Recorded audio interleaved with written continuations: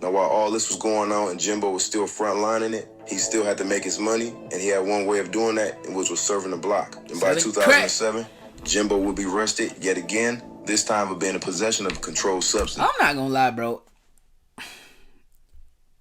All respect to Big Jim, but this nigga was a horrible drug dealer, bro. Oh! This nigga was getting caught. Ain't no way he made that much money selling dope, bro. He got caught too much, bro. He was horrible. He was horrible, bro. He should have just went and got him a job, gang. Like, he should have just gang banged and went and got a job, because he ain't really going to jail for nothing but selling dope. Oh! I mean, a couple gun charges here and there, but he caught the gun charges after they find out he was selling dope. Oh! YouTube! What it do, man? Welcome back to the channel. Welcome back to another video, man. I go by Dumb. If it's your first time tapping in, make sure you tap in with me, folk. This is the second reaction squad, man. Shout out to y'all, folk. Y'all know we going up through though, man. We back in Cali today. Shout out to Boys in the Hood TV, man. Bringing me the content today. Y'all make sure y'all tap in with gang too, man. Make sure you also tap in over here. Y'all know how we get down, man. You feel me? I don't know who we talking about today, man, but I can guarantee you it's very important.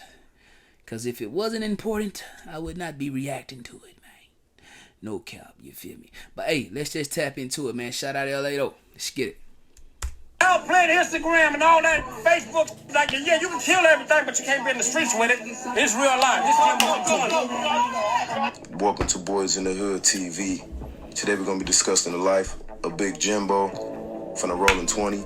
Big Jimbo from the Rolling 20's. Shout out Big Jimbo. No cap, real life. Hood Bloods. Now, James Chambers, a.k.a. Jimbo, was born in 1964 and will be raised in South Central. He would live out his childhood on 27th Street, but by the 70s, Jimbo was already getting in trouble with the law while running the streets. Eventually, there would be a shift in LA, and the dominating CRIP gang would start spreading like wildfire through the South Central area. And eventually, Jimbo's block, the 27th Street, will become the foundation of the Rolling 20 neighborhood Bloods. Now, Jimbo, being from 27th Street, this clique will be known as the Deuce 7 players. Hey, so, LA, get in the comments. I had somebody say, hey, if you don't know nothing about gangbanging cultures in the street, then why are you on YouTube talking about it? Nigga, cause I can. Oh! How about you come about them comments, nigga, and come over here and check me, nigga. Oh! Stop me, nigga. You know what I'm saying? Hey, don't let this shit move, you know. Straight up, nigga. I did 18 hours of hard time, nigga. I'm like that. Oh! But hey, though, y'all let me know, do neighborhood Bloods beef with neighborhood Crips? I just want to know. That just came across my mind. Get in that chat.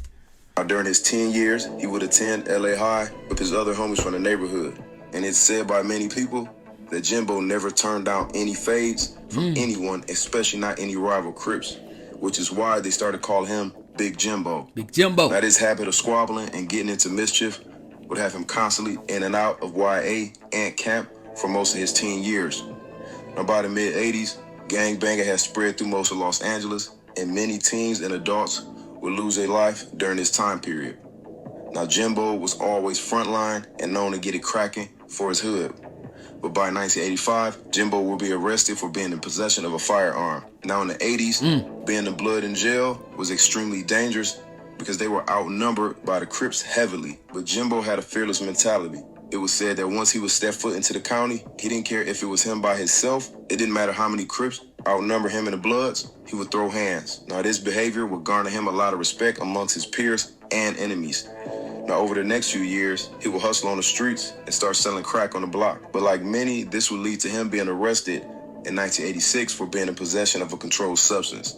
And also later, he was arrested for being in possession of a firearm yet again. Now, jail will become a regular occurrence for Jimbo, but on the streets, the war would start to heat up. The Rolling 20 Bloods were at war at the time with their bitter rivals, the Rolling 30 Harlem Crips. Now, multiple shootings, stabbings, and fights would take place amongst both hoods. Now, by the mid-'80s heading into the '90s, LA was considered in its drive-by era. There were walk-up shootings, but a lot of times, drive-by was the way of targeting the enemy. Now with this war between the Harlems and the Rolling 20 Bloods, by February 1992, Jimbo will be caught up and be arrested for 2 counts of attempted murder. Now Jimbo was believed to be targeted by the LAPD due to his long rap sheet, streaming back all the way from the 80s. And eventually the charges against Jimbo will be dropped due to lack of evidence by the DA. Now Jimbo's street reputation will continue to go up. All that means is that they scared hell out of all the witnesses. Oh! Do your homework on LA back then, bro. A witness, bro, and a snitch. It wasn't no place for you in LA. Oh! Straight up. And he will become one of the most influential Bloods in the city. He'll be considered a 27th Street general, and he will put on a lot of younger members onto the set. Now, Jimbo's hustling in the streets would ultimately catch up to him by 1996, when he will be arrested on drug charges, and by 1997, he will be sentenced to 3 years in state penitentiary. Now, heading into the 2000s, Jimbo would still be in the Rolling 20's hood and still repping that Deuce 7. Now, at the time, the 20's were still at war with their rivals, the Harlems, and bodies were dropping from left to right at this time. Now, while all this was going on and Jimbo was still frontlining it, he still had to make his money, and he had one way of doing that, which was serving the block. And by 2007, Jimbo would be arrested yet again, this time for being in possession of a controlled substance. I'm not gonna lie, bro. All respect to Big Jim, but this nigga was a horrible drug dealer, bro. Oh! This nigga was getting caught. Ain't no way he made that much money selling dope, bro. He got caught too much, bro. He was horrible. He was horrible, bro. He should have just went and got him a job, gang. Like, he should have just gang bang and went and got a job, because he ain't really going to jail for nothing but selling dope. Oh! I mean, a couple gun charges here and there, but he caught the gun charges after they find out he was selling dope. Oh! He sucked at it, bro. He really sucked at it, for sure. Ultimately, he would take a plea deal and find himself back behind them walls for the next couple years. But sometime later, he will be out on supervised release, and he had to find some way to stay out of trouble, or he will be sent back. Now, the older Jimbo got, the less active he was, but that didn't stop Jimbo from still going hard for his hood. Now, according to his homie Monster from the Deuce 9, Jimbo would tell him that if he did lose his life, That nigga name was Monster. Scared of that nigga already. I ain't Kevin. he'll rather lose his life right there in the hood. Live in the street, you die in the street. Jimbo said he wanted to die in the 20s. Now, those chilling words from Jimbo would soon become a reality. Now, the 20s were still at war after all these years with the Harlem 30s, whose hood was right next door to theirs. Now, many murders were still occurring between these two hoods, especially during 2016, which included innocent victims and actual members. Now, at this point in his life, Jimbo is up there in age, in his 50s, but he was still in the hood, and he had no plans to leave it anytime soon. Jimbo loved the set, and they loved him back. But sadly, death was right around the corner. And on November 9th, 2019, at around midnight, Big Jimbo was posted up on 24th Street, standing in the driveway. Now, Jimbo was unaware that someone was hiding behind a nearby tree. And moments later, that individual would step out and open fire. Jimbo would be hit multiple times as he fell to the ground. The shooter would immediately flee on foot, running south on South Congress. And I know Get Back come with time. And I know Get Back ain't got no time limit, but man, y'all couldn't get Uncle pass, bro. Oh! Like, Aunt had done got old, bro. I'm pretty sure Aunt just like to drink, you know what I mean? Sit back, chill.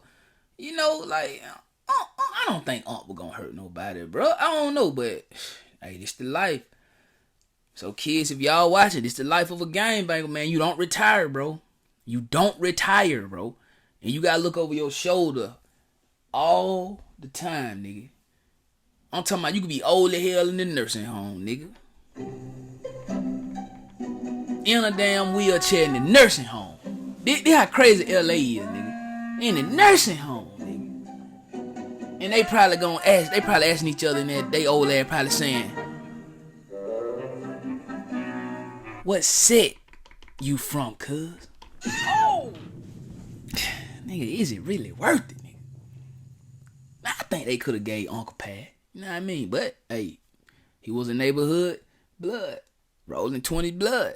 You know, probably still was a big fish. I don't know. That's just sad though. From West 24th Street. Now, neighbors who heard the gunshot would call 911, but sadly, by the time the police and EMTs arrived, 55-year-old Big Jimbo would be pronounced dead at the scene. Now, the family will hold Jimbo's funeral, sad, and there will be over 1,000 people in attendance to celebrate the life of Jimbo. His influence and respect did not only come from his hood, the 20s, but multiple blood hoods around South Central who all respected him. We called him Big Jimbo. And Jimbo gonna go with these. Man, it'll never be another Jimbo. He went to them jails when Bloods wasn't even welcome in them jails, and the numbers were so short that we might have been 4 Bloods. Aunt drinking that Seagram too, boy. I bet Aunt was hell, boy. CRIPS. Oh, peace, dog. I love you to death, homeboy. You was killed by a fuck nigga, and it seems to be the trend nowadays, so we're gonna try to reverse that. You know what I mean? Some things that need to be done and said off camera, but man, I just want What? Hold on, gang. I know gang ain't say that. peace, dog. I love you to death, homeboy. You was killed by a fuck nigga, and it seems to be the trend nowadays, so we're gonna try to reverse that. You know what I mean? What? Bro, what are you talking about, man? What he mean? What he mean? What he mean? We gonna try to reverse it? Okay, all right. Some things that need to be done and said off camera. Say some things need to be done and said off camera. Man, I just want to say, you know what I'm saying, rest in peace to my boy Jimbo.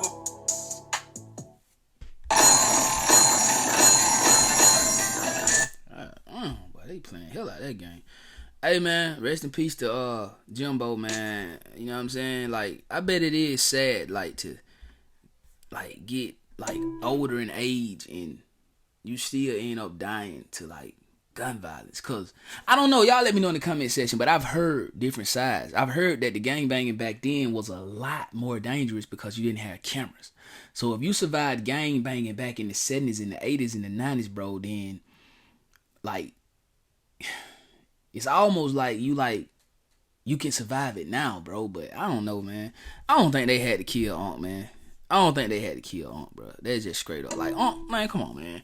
You kill somebody, like, even though they saying Aunt was active, bro, ain't no way Aunt was that active. Man, Aunt probably was drunk more than anything. You know what I'm saying? But shout out to him, though, man. Long live Jimbo. You know what I'm saying? Like, that's crazy, bro. In the last few reactions I've done, these guys were getting old and still dying in the streets. That's just crazy.